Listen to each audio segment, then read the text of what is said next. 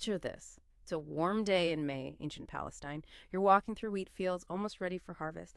And there, a child, Reuben, Jacob, and Leah's son, he finds this unusual plant. Broad leaves, sort of like a primrose, flat on the ground, and this round yellow fruit, maybe plum size. It has this peculiar smell. Not bad, just different. This plant is the mandrake. And its story. It's incredibly deep, woven right into folklore, even into the Old Testament itself. Welcome to the deep dive. Today we're really digging into the history and, frankly, the mythology around the mandrake. Our main source text for this journey is Sir James George Frazer's landmark work, Folklore in the Old Testament, and we're focusing specifically on Part 2, Chapter 7. Our mission really is to explore how this seemingly simple plant became such a massive symbol: love, fertility, powerful magic, influencing everything from biblical stories right up to superstitions that persisted for centuries, even across continents. Absolutely. And what Frazer does so brilliantly in this chapter is show us not just facts, but how ancient people saw their world, how they understood nature. It's a fascinating look at why they'd risk, well, quite a lot for this plant, and what that says about our enduring connection to the mysterious side of nature. Okay, so let's start with that biblical origin story Frazer lays out. Ancient Palestine, wheat harvest time. Reuben finds the mandrake. You described those big leaves, the yellow fruit, and that odd smell. Right. And the Hebrew name itself is key, dodane. It translates as love apples. That comes directly from pod, meaning beloved or love. So the name itself tells you what people thought. The popular belief, Frazer notes, was that eating these fruits could make barren women conceive. That's the core of its power in this context. And this leads straight into some real human drama. Genesis chapter 30. You've got Rachel. Jacob loves her, but she's childless. She desperately wants children like her sister Leah, who already has 4 sons. So when Reuben brings these mandrakes home to Leah, Rachel sees them and, well, she begs Leah for some. And Leah's reaction is sharp, isn't it? Full of jealousy. Is it a small matter that thou hast taken away my husband? And wouldest thou take away my son's mandrakes also? You can really feel the tension there. Frazer highlights that domestic rivalry. Definitely. But Rachel makes this incredible counteroffer. It's pretty blunt. Give me the mandrakes and Jacob can sleep with you tonight instead of me. A high price. But Leah agrees. She wants Jacob back, even for a night. So she gives Rachel some of the mandrakes. And the result is, well, it's immediate for Leah. That very night, she conceives her 5th son, Issachar. And Rachel. She eats the mandrakes, and later she conceives Joseph. Now, Frazer points out something crucial. The original Hebrew story, he argues, directly linked Rachel's conception to eating the mandrakes. The plant was the cause. Ah, so the plant itself was the magic bullet, so to speak. But that's not quite how the text reads now, is it? Frazer talks about an editor stepping in. Exactly. A later pious editor of Genesis, as Frazer puts it, looked at this direct link, this, quote, crude, boorish superstition, and thought it wasn't suitable for Scripture. So that editor removed the direct cause and effect, replacing it with the more theologically acceptable phrase, God remembered Rachel, and God hearkened to her and opened her womb. Okay, so the text was cleaned up, but did people stop believing it? Not at all, and this is Frazer's key insight here. That belief in the mandrake's fertility power survived for thousands of years, despite being edited out of Genesis. He cites Henry Mondrel in 1697 finding Samaritans in Nablus still holding the belief. And Canon Tristram in 1898 confirmed it was still current among Palestinians, then they valued the fruit specifically to ensure conception. It just shows how incredibly resilient folk beliefs can be. That resilience is amazing. And the mandrake's influence didn't stop at the borders of Palestine, did it? Frazer traces its reputation far and wide. Oh, absolutely. The ancient Greeks, for example, had very similar ideas. They believed the mandrake root, interestingly, the root steeped in wine or vinegar, not the fruit, excited the passion of love and might help with conception. It was so potent in their minds, they called it the plant of Circe, the sorceress. And Aphrodite herself, the goddess of love, had the title Mandragoritis, she of the Mandragora. That's how deeply connected it was. Wow, she of the Mandragora. And because it was so powerful, they had specific rituals for gathering it, right? Frazer details some pretty intense precautions. Yes, very specific. You had to trace 3 circles around it with a sword before cutting. You had to face west while cutting. For a second plant, you were supposed to dance around it talking about love. Dance around it talking about love. Okay. And practically, they advised keeping to windward to avoid the smell, which some apparently found overwhelming or dangerous. Yeah. It shows a real sense of ritual respect or maybe fear. And did that belief stick around in Greece? It did. Frazer mentions that even in his time, Young men in Attica were known to carry pieces of mandrake root in little bags as love charms, a direct echo of ancient practices. It's not just Greece, though. This echoes across Europe. You mentioned Machiavelli. Right, his 16th century comedy Mandragola. The whole plot hinges on using the mandrake to make a barren woman conceive. And in England. The 17th century herbalist John Gerard wrote about its great and strange effects to cause women to be fruitful, if they shall but carry the same near under their bodies. Just carrying it was thought to work. Incredible. And Frazer even brings it into the, well, almost modern era, finding the belief persisting among Orthodox Jews in America. Yeah, that Chicago account from 1901 is fascinating. Imported roots costing $4, even $10 a lot back then. They still distinguish between male and female roots, used medicinally, yes, but also as valued talismans, specifically to ensure fertility to barren women. The staying power is just remarkable. So we've got fertility, love magic. But there's another layer to the mandrake's mystique, something even stranger that seems to underpin all this. What made it so special? It's the shape, the root. It often forks, sometimes in a way that looks uncannily like a little human figure. Ah, the anthropomorphic quality. Exactly. The Pythagoreans called it anthropomorphic, man-like. Columella called it semi-human. Arabs called it the face of an idol, or man-plant.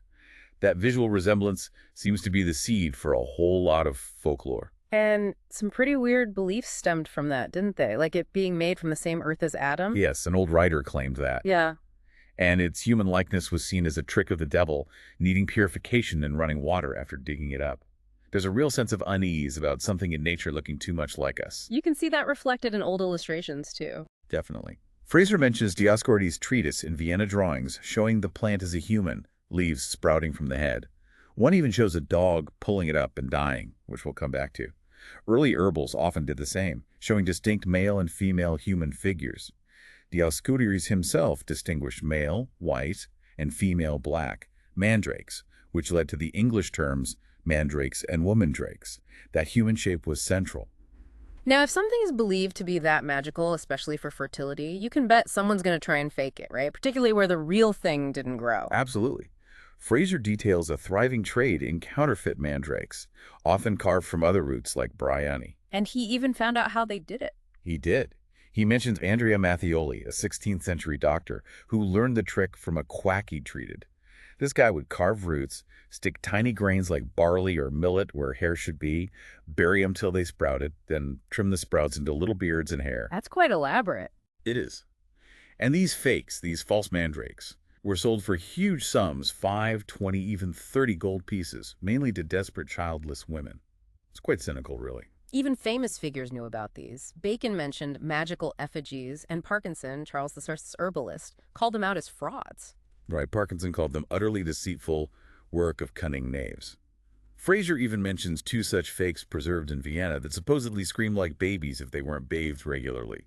The folklore clung even to the counterfeits. Does this kind of thing still happen? Apparently so. Frazer notes that in his time, artists in places like Antioch and Messina were still carving genuine mandrake roots into human shapes, sometimes reburying them to hide the carving marks. And these modern talismans, they're still believed to be powerful love charms, make you invulnerable or invisible, reveal treasure, and even absorb chronic illness. Absorb illness. Wow. Yeah, but with a catch. The illness might transfer to the next owner if you sell or give it away. They call them Adam Koku, manroot, in Turkish, or Abdus Salam, servant of health, in Arabic. The belief adapts, but persists. Okay, this is where the story gets really dark, really dramatic. The most famous, or maybe infamous, piece of mandrake folklore, the connection to the gallows. Ah, yes, the little gallows man, the German name. The belief was that the true, most potent mandrake grew specifically under a gallows, sprouting from the bodily dripping seed or urine of a hanged man, often a thief, sometimes an innocent man falsely executed. Gruesome origin. But the real terror was in trying to get it, wasn't it? That was the core of the legend. Digging it up was incredibly dangerous. The plant was said to moan, howl, and shriek so horribly as it was pulled from the earth that the digger would die instantly on the spot. Die on the spot. So how on earth did anyone supposedly get one if digging it killed you? Well, there was a ritual, a very specific, very chilling method Frazer describes in detail. You had to go to the gallows hill on a Friday just before sunset. Your ears must be plugged, tight cotton, wax, pitch, whatever worked. Okay, ears plugged. Then what? You need a dog, a black dog with absolutely no white patches. You find a mandrake, make 3 crosses over it, then carefully dig all around the roots, leaving just a few thin fibers connecting it to the ground. All right, dug around it. Now the dog comes in. Yes. You tie one end of a string to the dog's tail, the other end to the mandrake root. Then you hold out a piece of bread, just out of the dog's reach, and you back away quickly. Oh, I see where this is going. The dog lunges for the bread, pulls tight on the string, and rips the mandrake root out of the ground. And the shriek. The plant lets out its horrific, death-dealing shriek. But the sound, or the shock, kills the dog. The poor animal drops dead. But you, the human, with your ears plugged, survive. And you have the mandrake. That is profoundly disturbing. The dog takes the hit. A vicarious sacrifice, exactly. And the care didn't stop there. You had to wash the root in red wine, wrap it in silks, keep it in a casket, bathe it every Friday, give it a new white shirt every new moon. Treat it like a little person almost, a familiar. Precisely. And in return, it acted as a familiar spirit. It would answer any question about the future or secret matters. It granted protection from enemies, brought wealth. It could supposedly double any coin left with it overnight, up to a ducat, though you weren't supposed to overwork it. Don't overwork your magic root. And it helped with fertility, too. Yes. Children to the childless, that core belief again. It was often passed down to the youngest son, who had to put bread and a coin in his father's coffin as payment. And the German name, Alron. Frazer connects it to rune, meaning wise one or wizard. Yeah. It linked the mandrake to helpful household spirits, elves, goblins. He quotes a woman describing her family's Alron as a little man, a foot high, fed milk and biscuits, who could bring amazing prosperity. But this link to familiar spirits must have been dangerous during, say, the witch trials. Extremely dangerous. Figures like Dr. Faust were said to have them. The Inquisition specifically asked accused witches if they kept such spirits. Many people, mostly women, were burned for possessing these little root puppets, these Alrunken. Even Joan of Arc was accused. She was, yes, accused of carrying a mandrake for good luck and prosperity. She denied it, said she knew they were evil things, but the accusation itself shows how prevalent and feared the belief was. This shrieking plant idea wasn't just German folklore, was it? No, Frazer notes similar beliefs elsewhere. In Wales, the black branny stood in for the mandrake, grew near gallows or crossroads, shrieked when uprooted, oozed blood, and digging it up supposedly meant you'd die within a year, groaning like the plant. And Shakespeare knew all about this, didn't he? Oh, absolutely. He taps right into that folk horror. Shrieks like mandrakes torn out of the earth, that living mortals hearing them run mad. That's Romeo and Juliet. And would curses kill as doth the mandrake's groan, from Henry VI. He uses it as the ultimate sound of deadly agony. He also knew its other famous property, the soporific, the sleep-inducing one. Right, Cleopatra asking for Mandragora to sleep while Antony's away. And Iago and Othello, not poppy nor mandragora, shall ever medicine thee to that sweet sleep. So it wasn't just magic and horror, it had real medicinal use. Yes, a very ancient one. The Greeks used it as an anesthetic in surgery. Dioscorides mentions it. The Arab physician Avicenna continued the practice. Its power to induce drowsiness or unconsciousness was well documented by writers from Xenophon and Plato right through to Roman times. It was genuinely potent stuff. Beyond fertility and spooky rituals, the mandrake also promised something else, didn't it? Cold hard cash. Right, especially in French folklore. It was seen as this almost inexhaustible source of wealth. They called it the main de gloire, the hand of glory. Hand of glory, what was that like? It's described as this sort of mole-like plant creature. Find it, feed it daily bread, meat, whatever, and it would double whatever money you gave it. But neglect it. It kills you. High-stakes finance. Wow. And fishermen used it too. Yeah, French fishermen apparently wore mandrake necklaces as talismans against accidents at sea. So it was protective, lucky, and a source of wealth, a multi-purpose magical tool. This whole idea of using an animal, usually a dog, to uproot a dangerous plant, Frazer, shows this is a really widespread pattern, doesn't he? It's not just the mandrake. It's a recurring motif. He mentions similar practices in Abruzzi, in modern Greece. The 5th century writer Apelles Platonicus gives a clear description of the hungry dog method. Anglo-Saxon manuscripts illustrate it. And it goes back even further to Roman times. Yes. Aemilian in the 2nd century AD describes getting a plant called a gleophotis, probably the peony, which shown at night. Same method. Starve a dog, tie it to the plant, lure it with meat. The dog pulls it up, sunlight hits the roots, the dog dies. Aemilian explicitly calls it a vicarious sacrifice. The plant becomes kinospastos, dog-dragged. So the dog dies, the human gets the magic plant safely. It's the same logic. Exactly. Frazer connects this to Arab beliefs about the mandrake shining at night to the devil's candle, and it's used by Solomon and Alexander the Great. Ah. He also discusses Josephus's account of the Barros root from Moab. The Bara's root that also showed at night cured demons and needed a dog sacrifice. Pretty much the same set of beliefs.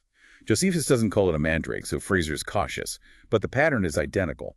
A plant with dangerous power that kills the direct uprooter. The animal intermediary takes the fatal shock.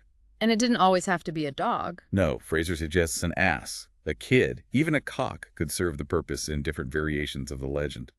He cites Armenian beliefs about Bryony needing a kid or cock tied to it to divert its wrath. And Transylvanian gypsies using a dog for an orchid. Yes, a boy plant orchid uprooted with a dog, then carved into a phallic shape to promote fertility. Again, same core idea. Dangerous plant, animal sacrifice, human benefit. So underlying all of this is the idea that the plant itself is alive, conscious, angry even. That's the fundamental concept Frazer points to. The plant is personified, it feels anger or resentment at being disturbed, and its potentially lethal wrath needs to be diverted or appeased. Just like those ancient Greek herbalists offering honey cakes to the plants they gathered. It's seeing nature not as inert stuff, but as full of, well, beings. Exactly.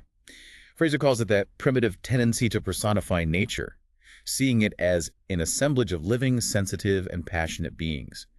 It's a worldview that shaped early religion and, as he notes, still lingers in folklore and poetry. Like Wordsworth feeling a sense of pain when he took the hazelnuts, that direct, almost empathetic connection. Precisely.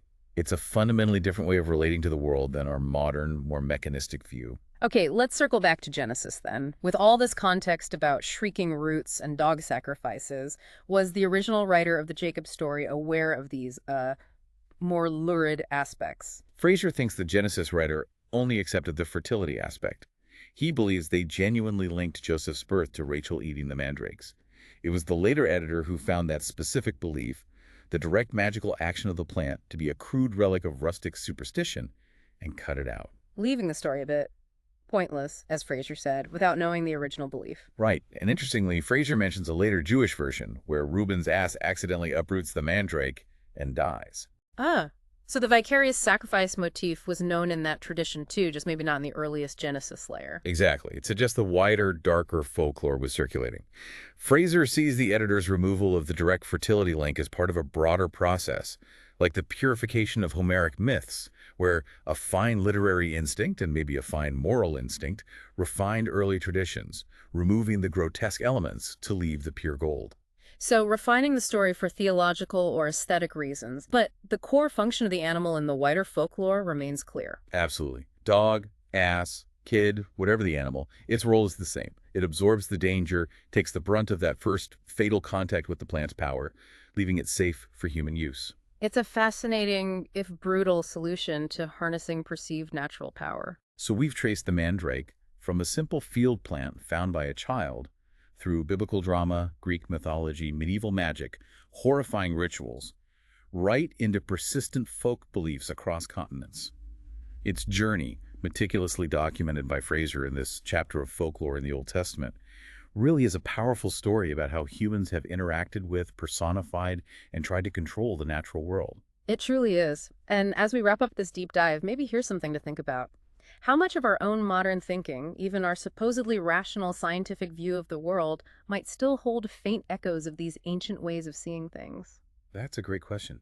What subtle magical beliefs about nature or cause and effect might we still carry, maybe without even realizing it? And what does the incredible staying power of a story like The Mandrakes, its ability to capture the imagination for millennia, tell us about our deep, ongoing human need for meaning, for a sense of control, and maybe just for wonder when we face the mysteries of the world around us?